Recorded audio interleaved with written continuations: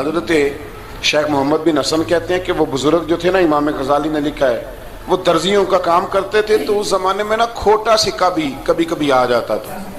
کھوٹا سکہ پرانے لوگوں کو تو پتہ ہوگا، چلو نوجوانوں کو بتا دیتا ہوں، چاندی کے سکے ہوتے تھے تو اوپر سے جب وہ گھس جاتا تھا نا نمبر، تو اس کو کہتے تھے اب کھوٹا ہو گیا۔ کیوں جی بزرگوں ایسے ہی ہے، وہ گھس جاتا تھا تو کہتے تھے سکہ، تو وہ چلتا نہیں تھا کہیں بھی۔ تو وہ بابا جی کی دکان مشہور ہو گئی تھی کہ وہاں کھوٹے سکے بھی چل جاتے، لوگ دے آتے تھے کھوٹے سکے، بہت سارے لوگ دے دیتے، بابا جی چپ کر کے قبول کر لیتے، مشہور ہو گیا، جو بھی جاتا کھوٹے سکے دے آتا، بابا جی قبول کر لیتے۔ پھر شام کو نا گھوڑے پہ بیٹھ کے جاتے اور دریا میں بہا۔ ایک دن کچھ بندے کھوٹے سکے لے کے آ گئے، تو بابا جی ابھی مصلے پہ تھے، نماز پڑھ رہے تھے، تو بیٹے نے کپڑے دیے تو کھوٹے سکے وصول کیے۔ تو وہ کھوٹے سکے دینے والا شخص کھوٹے سکے دے رہا تھا، تو وہ بچہ کہنے لگا تم نے بڑی عرصہ بیوقوف بنایا میرے ابا کو، کھوٹے سکے دے لے جاؤ۔ کہنے لگا تمہیں واقعی نہیں پتا چلتا کھوٹے ہیں؟ کہا ابا جی کا نہیں مجھے پتا، پر مجھے تو پتا ہے نا، اور میرا ابا شام کو کھول کے دیکھتا ہے تو پھر جو کھوٹے کھوٹے ہوتے ہیں انہیں دریا میں بہا کے آتا ہے، لے جاؤ اپنے۔ اتنی دیر میں بزرگ نماز سے فارغ ہوئے، کہنے لگے نہیں نہیں بیٹے رکھ لے، کھوٹے ہی رکھ لے۔ سننا بات، کہا جناب کیوں؟ فرمانے لگے میں کھوٹے اس لیے رکھ لیتا ہوں کہ لوگوں نے پیسوں میں ملا کے دوسروں کو بھی تو دینے ہیں نا، تو میں چاہتا ہوں چلو باقی لوگ نقصان سے بچ جائیں، ہمارا تو گزارا ہو ہی رہا ہے، باقی لوگ نقصان سے بچ جائیں۔ اور فرمایا پھر میں شام کو جا کے دریا میں ڈال کے آتا ہوں کہ کہیں میری اولاد بھی ان کو آگے نہ چلا دے، میں چاہتا ہوں کہ اور لوگ اس کام سے بچ جائیں۔ درویش کہتے ہیں کہ جب اس بابے کا آخری وقت آیا نا، تو جو اس نے جملہ کہا میرا کلیجہ پھٹ گیا۔ آخری وقت جو اس نے دعا مانگی تو فرماتے ہیں میرے اندر وجد اور کیف کی صورت پیدا ہو گئی۔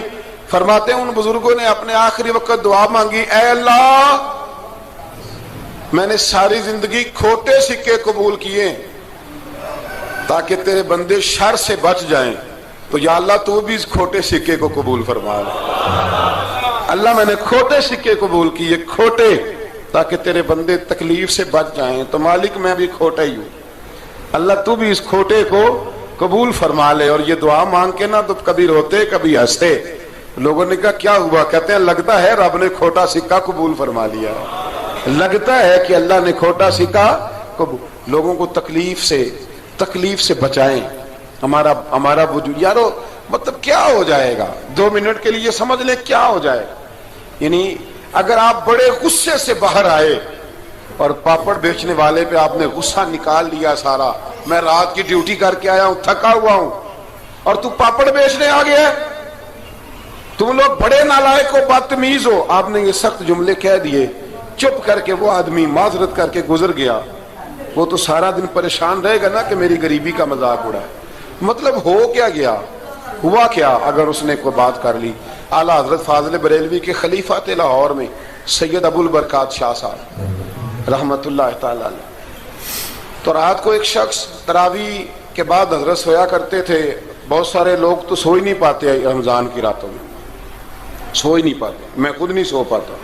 اب تراویح سے اگر آپ 10:30 فارغ ہوئے تو 2 بجے اگر آپ کو دوبارہ اٹھنا ہے تو بیچ میں آپ کو کیا ملے گا؟ اگر آپ نے کچھ پڑھنا پڑھانا ہے، صبح درس دینا ہے، تو پھر تو آپ کے لیے بڑا اور یہ خاصا مشکل کام ہے، یہ خاصا مشکل کام ہے۔ آپ یقین کریں چند تفسیریں دیکھتے ہیں تو ٹائم بہت زیادہ ہو جاتا ہے، وہ پھر آگے سننے والوں پہ بھی ڈیپینڈ کرتا ہے ان کے مزاج مبارک کس طرح کے۔ سید صاحب رحمت اللہ علیہ نا عشاء کی نماز کے بعد تراویح پڑھ کے تو کچھ عبادت کی، کچھ مطالعہ کیا، صبح درس دینا تھا، تو تھوڑی دیر کے لیے بوڑھے آدمی تھے، تھک گئے تو سو گئے۔ ایک بندہ نہ کہیں گیا ہوا تھا تو واپس آیا تو اس نے دروازے پہ دستک دی، تو سید صاحب کے بیٹے تھے، بخاری شریف کی شرح لکھی، بڑے عالم تھے سید محمود رضوی صاحب رحمت اللہ۔ رضوی صاحب کہتے میں نے دروازہ کھولا، میں نے کہا ہاں جی بولو۔ کہنے لگا جی میں نے سید صاحب سے ملنا ہے۔ مفتی اعظم پاکستان تھے وہ، لاہور میں حزب الاناف ادارہ تھا، سید ابو البرکات شاہ تھے، میں نے حضرت صاحب سے ملنا ہے۔ تو کہا کوئی حکم ہو؟ تو مجھے نہیں جی میں نے انہی سے ہی ملنا ہے، یہ بھی بڑا مسئلہ ہوتا ہے، میں نے انہی سے ہی ملنا ہے۔ چلو ٹھیک ہے جی انہی سے مل لو۔ تو کہتے ہیں اتنی دیر میں نا سید صاحب بھی اٹھ کے آ گئے۔ محمود کون آیا؟ تو اس نے کہا حضور میں آپ کا ایک عقیدت مند ہوں، تو میں کہیں گیا ہوا تھا تو ابھی واپس آیا ہوں، تو مسئلہ نا کئی دفعہ پوچھنا کرتا ہوں تو بھول جاتا ہوں، ذرا بات کی نزاکت کو دیکھنا، بھول جاتا ہوں. تو یاد آیا تھا تو میں نے کہا چلو ابھی پوچھ آتا ہوں، گزر رہا تھا یہاں سے، میں پوچھو. کہنے لگا جی پوچھنا یہ تھا کہ جس نے فرض جماعت کے ساتھ نہ پڑھے ہوں رمضان میں تو کیا وطر جماعت سے پڑھ سکتا ہے؟ مسئلہ پوچھنا تھا. علامہ محمود رضوی صاحب کہتے ہیں مجھے بڑا ہی غصہ آیا. میں نے کہا کہ پتہ نہیں کوئی اس وقت مشکل آ گئی ہے جو رات کو آیا ہے. کسی وقت انسان رات کو طلاق دے بیٹھتا ہے، کوئی ایسی بات ہو جاتی ہے تو عالم کے دروازے پر، یہ تو عام سا مسئلہ ہے، سویرے بھی پوچھ لیتا. اتنی تکلیف دی اس نے، کتنی بڑی اذیت ہے. اور ایسے ہوتا ہے، ہم نہیں احساس کرتے کہ یار تھوڑا سا دیکھ لیں، ماحول کو دیکھ لیں، طبیعت کو دیکھ لیں. مجھے بڑی اچھی طرح یاد ہے کہ میں نے ایک دفعہ نا ایک عالم سے مسئلہ دریافت کیا، وہ ہمارے استاد تھے، تو مجھ پہ ناراض ہوئے.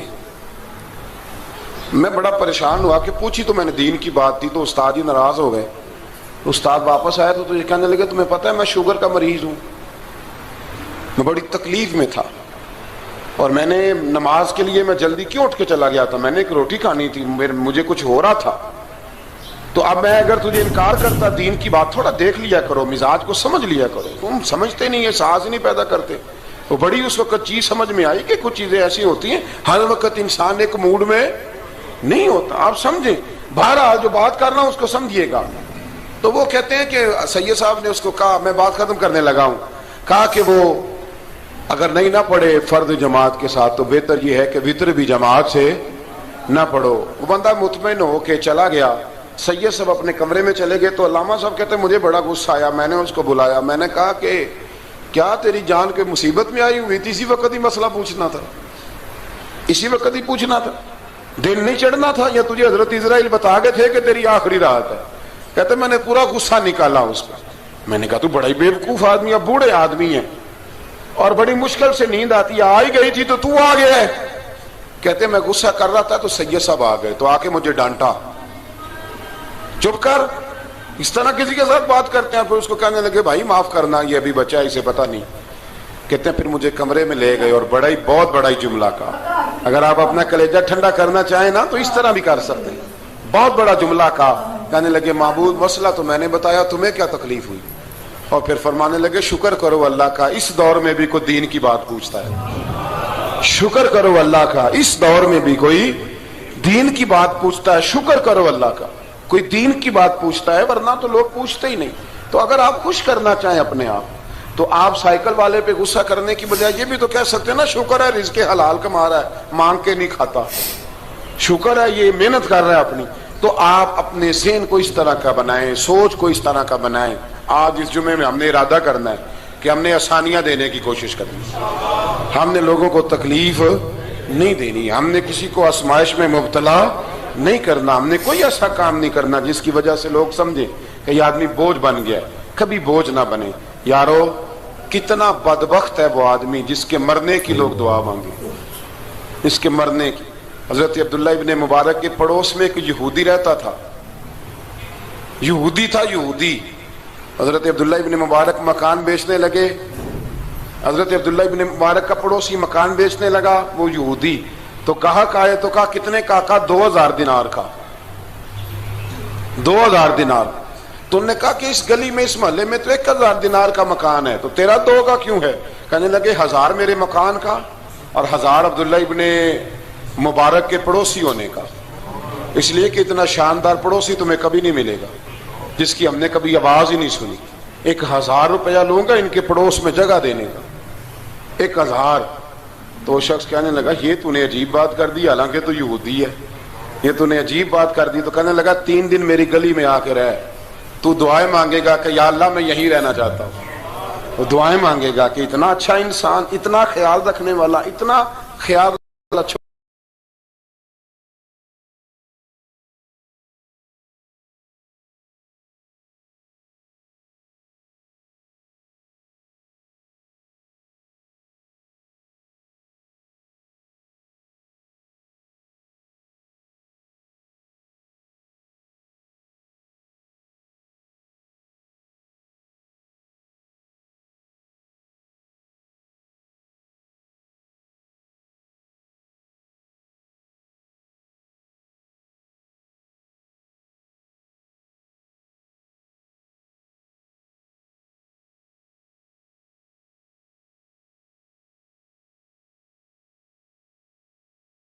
کریں، کسی سے پیار کریں، اور یارو چھوڑو مزدور بن جاتے ہیں۔ شیخ سعدی کہا کرتے تھے جب سے مخدوم بناؤں نا لوگوں سے خدمت کرانے لگاؤں مزہ ہی نہیں آیا۔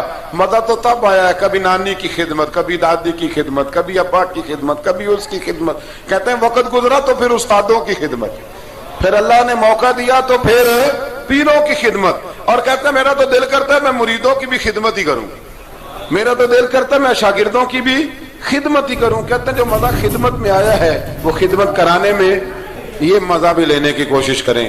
آج نا مخدوم بڑے ہی بن گئے ہیں، مخدوم بڑے ہی بن گئے، کس کس کی بندہ خدمت کرے؟